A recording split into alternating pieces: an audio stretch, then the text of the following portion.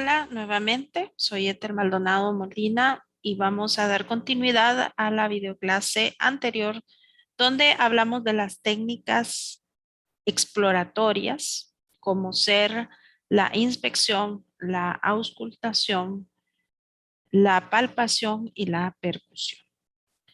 En esta videoclase, para dar esa continuidad, vamos a hablar de lo que es la postura, que básicamente también es cuando vamos a observar o la vamos a evaluar dentro del ámbito de la inspección. Sabemos que la inspección no solamente es evaluar posturas, sino que también vamos a ver otros detalles, tanto de la piel, el color, el color de la zona afectada, y vamos a ver otras características que nos van a indicar si esa persona tiene algún tipo de problema o está diferente comparado un lado con el otro del cuerpo. Por ejemplo, si tuviera una lesión en su tobillo y ese tobillo está inflamado, eso vamos a observarlo a través de la inspección. Pero no podemos dejar a un lado todo lo que es relacionado también con la postura normal. Vamos a recordar un poco qué es la postura normal. La postura normal es una postura corporal equilibrada que consiste en la alineación del cuerpo con una eficiencia fisiológica, biomecánica, lo que reduce el estrés y la sobrecarga ejercida sobre el sistema de sustentación por los efectos de la gravedad. Hablábamos en la clase pasada que una postura equilibrada no es aquella que está totalmente derechita, como estamos en esta figura, sino que debe de haber un equilibrio en todas las partes del cuerpo, tanto fisiológica como biomecánica, y que eso no produzca el estrés que pueden estar produciendo, como en esta figura de en medio y en esta figura derecha. Dentro de la postura normal se habla que hay dos tipos, una postura estática y una postura dinámica.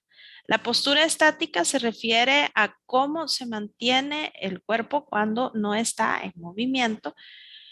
Por ejemplo, cuando está en una posición de sedente o sentado o una posición bípeda o de pie, o se está, por ejemplo, durmiendo en cualquiera de los decúbitos. La postura dinámica se refiere a cómo se sostiene al moverse, como cuando está caminando, corriendo o al agacharse para recoger algo.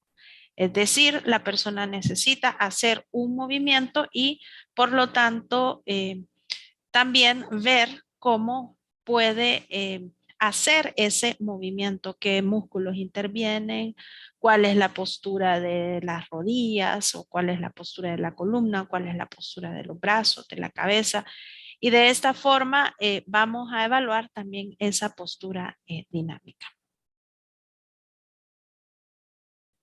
La postura normal como tal, vamos a ir viendo algunos cambios porque cada persona tiene también una estructura diferente. Y hay posturas normales más para ciertas personas que para otras, ¿no? Pero lo más indicado en sí, ¿no? Es que tengamos esa postura que nos dé un equilibrio. Entonces, en este aspecto, vemos de que la postura normal, casi solo el 10% de la población puede tener una postura normal de este aspecto. Y generalmente el 90% de la población mantiene una postura imbalanceada o desequilibrada. Y es aquí donde entonces tenemos que entender que puede ser una postura normal y cuando puede ser anormal o desequilibrada, que nos va a producir un tipo de problema. Más que postura anormal, vamos a hablar de una postura desbalanceada o desequilibrada que no está eh, evitando o no está buscando o no busca esa postura, como hablábamos a un inicio, reducir lo que es el estrés y la sobrecarga. Bien. Para esto entonces vamos a entender otra parte muy importante. Y es qué debemos o cuál es la clave para tener una postura normal. Primero, la clave para lograr una buena postura es justamente la posición de mi columna. A veces creemos que la columna necesita estar totalmente derechita sin ningún tipo de curvatura, pero no es así. Tenemos ciertas curvaturas que son normales. Es decir, que esa postura correcta debe de mantener las curvas, pero no aumentarlas. La cabeza debe mantenerse erguida sobre los hombros y sus hombros deben alinearse con sus caderas. Vemos entonces o hablamos de los términos normales de las curvaturas, en este caso la lordosis cervical, la cifosis dorsal, la lordosis lumbar y al final, en la parte sacra, tenemos lo que es la cifosis sacra y coxígea. Estas son curvaturas normales. Una persona que tiene un aumento o una disminución de la curvatura, una rectificación de estas curvaturas, se considera ya una postura desequilibrada donde la persona posiblemente va a empezar a presentar algún tipo de dolor o problemas en algunas zonas del cuerpo, específicamente en la espalda. Pero es de entenderse que la postura de mi columna y el no tener este tipo de balance en esas curvaturas puede afectar a todas las partes del cuerpo. Y ya lo vamos a ir viendo en estas imágenes. Para evaluar la postura, vamos a necesitar estos materiales que ustedes también van a confeccionar en el caso de un marco de referencia milimetrado y luego van a construir una plomada que lo van a hacer con cosas que tengan en la casa, eh, con algo muy pesado y con una cuerda que se pueda mantener totalmente firme. Podemos ocupar también una cinta métrica, el goniómetro, una cámara de video, una fotografía y luego vamos a ocupar cualquier programa. Aquí estamos eligiendo este tipo de programas, pero si no lo tenemos realmente ahora con la tecnología, el celular mismo nos puede servir e inclusive hay algunas aplicaciones gratuitas para poder observar la postura de una persona y hacer una evaluación más certera que a simple ojo o a simple visión en cualquier otro lugar. Podemos ocupar también un lápiz para marcar piel. Hay lápices especiales, bicolores incluso, u otro tipo de referencias como las pegatinas corporales y algún marco un poquito ya más de calibración para saber cuáles son las posturas que debemos de tener. Eso es lo que vamos a ocupar, pero básicamente nosotros para hacer la actividad práctica vamos a ocupar el marco referencial milimetrado que posteriormente se le va a ir dando la indicación, la plomada que es esta que está aquí y la cinta métrica. Más que eso, y claro, además la cámara de video o de fotografía, que en este caso generalmente utilizamos nuestro celular para hacer esa fotografía que después nos va a ayudar a analizar más la postura de esa persona. Cuando ya tenemos estas herramientas, vamos a proceder a tener algunos criterios para poder evaluar la postura. Primero, que exista buena iluminación. Luego, que exista muy buena, un ambiente cálido y cómodo. Un lugar tranquilo y aislado de ruidos. Medidas higiénicas del espacio a utilizar, sobre todo ahora con la parte del COVID, tenemos que tener mucho cuidado en seguir las medidas de bioseguridad en general del terapeuta y del paciente. Espacio amplio para observar los diferentes puntos de referencia y la distancia del terapeuta cuando estemos observando al paciente debe de ser de 1.5 a 2 metros y todavía podría ser hasta 2,5 metros dependiendo también del tamaño del terapeuta y del tamaño del el paciente, que a veces esto también puede pues tener alguna repercusión en esa observación. Cuando ya tenemos todo listo, tanto nuestros materiales y estas condiciones para realizar la evaluación de la postura, vamos a tener unos puntos de referencia. Ya anteriormente habíamos hablado que ciertos puntos en general eran la cabeza, los hombros, nuestra columna en las diferentes partes, las caderas, nuestros glúteos, la parte de las rodillas y nuestros tobillos y por último nuestros pies.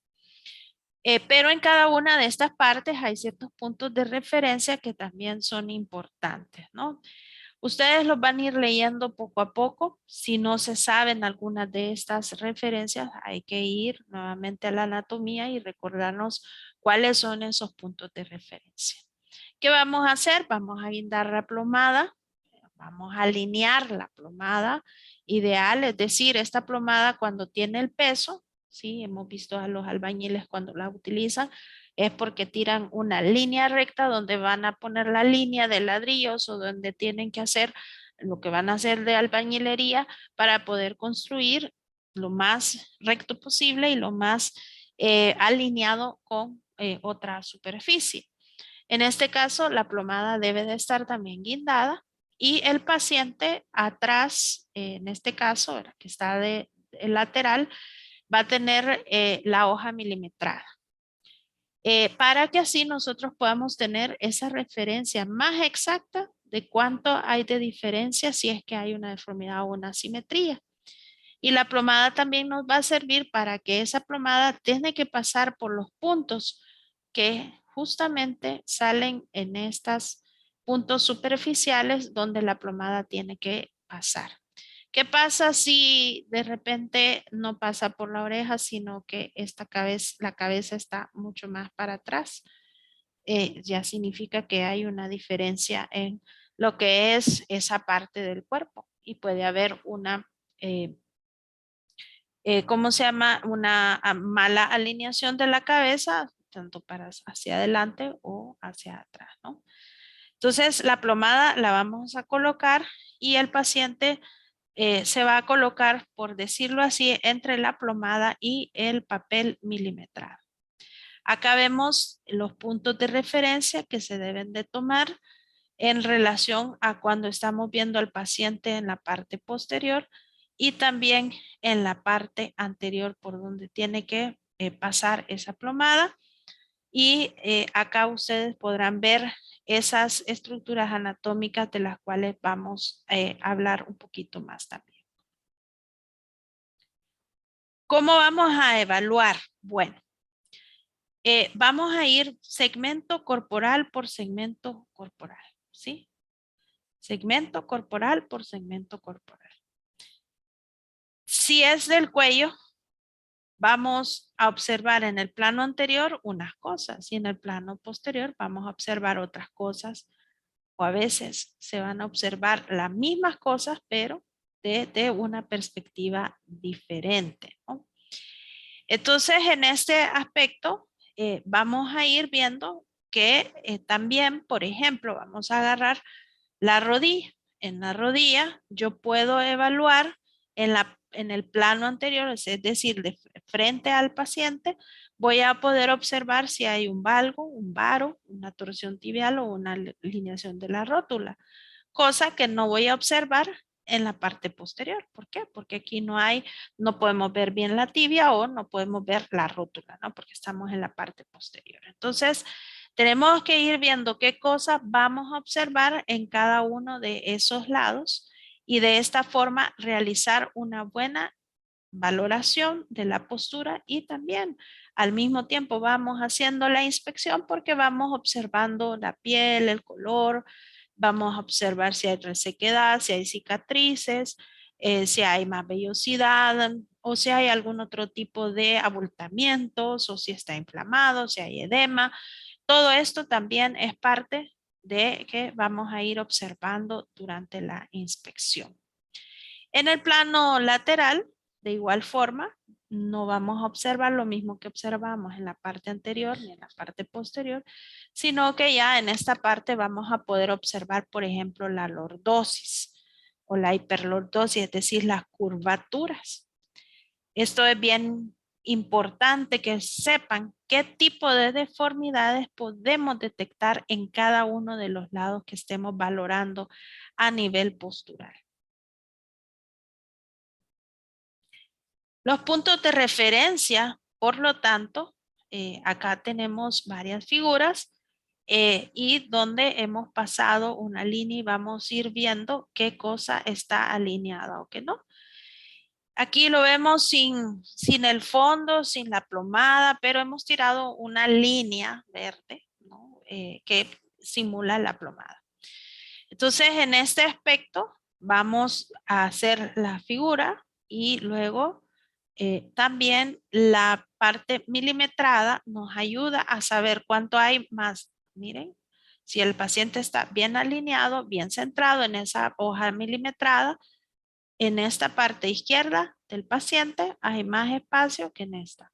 Y eso me confirma que hay más una inclinación hacia el lado derecho de su cabeza. Luego, si vemos el hombro de igual forma, hay menos espacio de aquí para abajo que de aquí para abajo en el hombro derecho. Y así sucesivamente vamos a ir observando cada uno de los espacios. Por ejemplo, aquí en las rodillas se observa que hay menos espacio entre esta rodilla que esta. Y ahí podemos ir observando ciertas deformidades que tal vez no son tan fuertes, pero que ya pueden producir algún tipo de malestar en el paciente. Y lo mismo en esta parte de acá.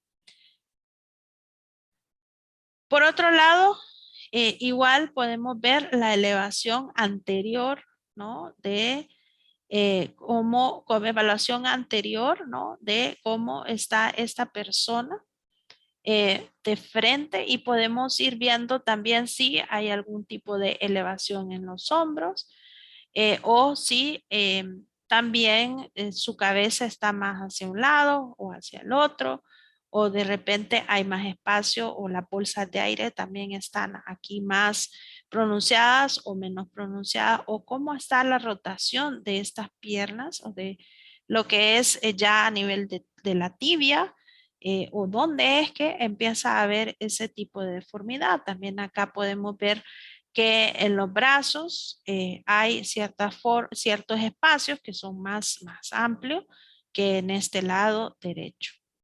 Lo mismo en la mujer, vemos que este espacio de acá del brazo izquierdo, la bolsa de aire que le llamamos, está más disminuida que en este lado derecho.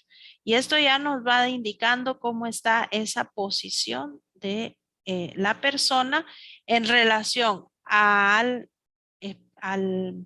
la planilla milimetrada, como también a la parte de la plomada. De igual forma, la evaluación posterior, podemos observar otro tipo de puntos. En este caso, observamos mucho lo que son los tobillos también. Bueno, y aparte de la columna, observamos otros puntos también, los pliegues del glúteo, la parte de la cadera y otras cosas. Pero también en la parte de los tobillos podemos observar algunas deformidades como el valgus, el varus, que también existe pues en lo que son los tobillos y ahí ustedes van a tener que buscar ese tipo de deformidades para que podamos entender mejor y para fines de la actividad que vamos a realizar en esta asignatura. Acá también podemos evaluar en la parte lateral, vemos cómo esta persona, miren la postura que tiene, totalmente aumentada sus curvaturas, ¿no? Y también la posición de sus miembros inferiores es totalmente diferente. Aquí cabe destacar que no es, lo ideal es que la persona esté totalmente descalza para poder evaluar muy bien la postura y no utilizando los zapatos. Aunque en la inspección general, cuando veamos a los pacientes entrar y entren caminando de una u otra forma, también es importante que podamos observar cómo vienen caminando porque el zapato se desgasta según cómo nosotros caminemos y eso también nos va a dar un punto de referencia de cómo está apoyando, cómo está haciendo esa marcha o si tiene algún tipo de deformidad en los pies que sea muy importante y que esto pueda causar el problema o el problema por el cual está viniendo a nuestra consulta. Hay alteraciones posturales también de la columna, como ser eh, la lordosis, la hiperlordosis, el aumento de la curvatura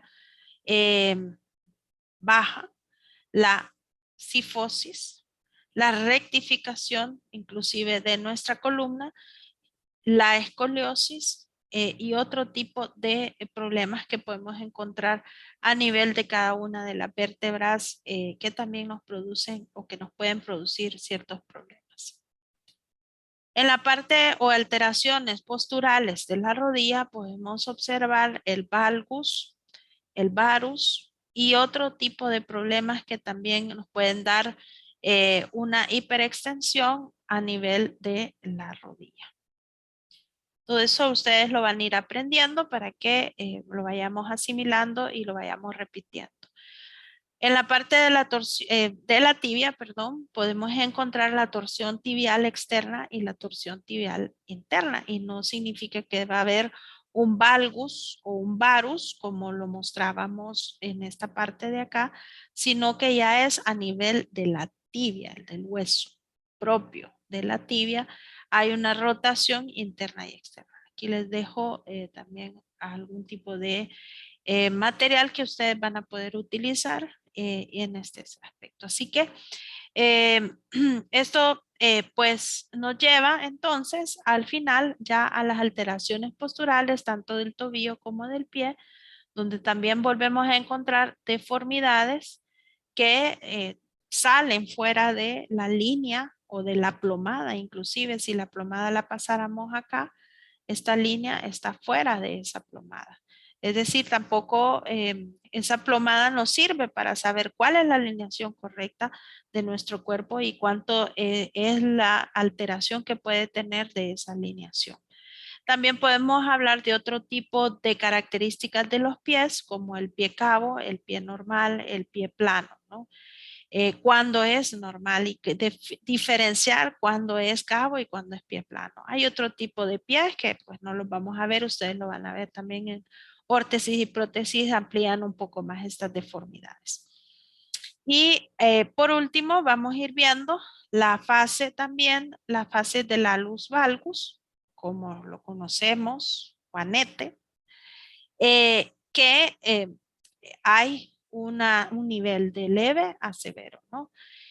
Ya cuando es muy severo, generalmente pues, se acude a algún tipo de cirugía, aunque no siempre. Estas cirugías son correctivas totalmente. Generalmente si la persona no se cuida y si no sigue un tratamiento posterior a la cirugía, ese juanete vuelve a reincidir. Así que también esa es otra deformidad que debemos de observar. ¿Qué otras cosas podemos observar en una inspección o en la postura? Bueno, ¿cómo es el tipo de huella? Ustedes han caminado, por ejemplo, en una piscina o en el agua, en el mar, y uno pone el pie ya sea en la arena o en algo húmedo y uno deja la marca del pie en el piso y vamos a observar cuál es la huella. Les invito a hacer este ejercicio, que ustedes mojen su pie y pongan su pie en una hoja de papel y van a ver cómo se marca esa huella, cuál es la forma que tiene su huella, si es un pie normal o si tiene algún tipo de deformidad como por ejemplo un pie cabo o un pie plano. Y también esa huella plantar, si nos da un pie plano, por ejemplo, bueno, si es un grado 1, 2 o 3, ¿no? Esto es bien común en los niños chiquitos, en los bebés o que empiezan a caminar, vemos que la huella es muy similar a esta, porque todavía en los bebés, en los niños de 2 añitos, no se ha terminado de formar los huesos del pie y por lo tanto su huella todavía tiende a ser como muy plana, ¿no?